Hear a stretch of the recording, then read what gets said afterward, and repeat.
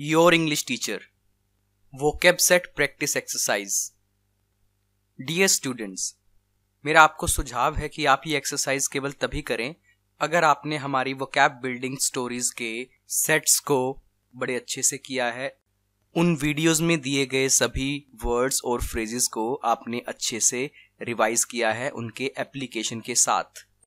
इस practice exercise में आपके सामने कुछ हिंदी के पूरे वाक्य होंगे और उसके अंदर कोई एक वर्ड और कोई एक फ्रेज अंडरलाइन होगा।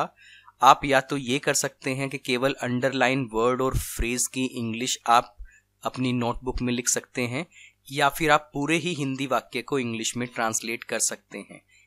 इससे आपकी वोकैब एबिलिटी का भी पता चल जाएगा और आपके ग्रामर ट्रांसलेशन स्किल्स का भी।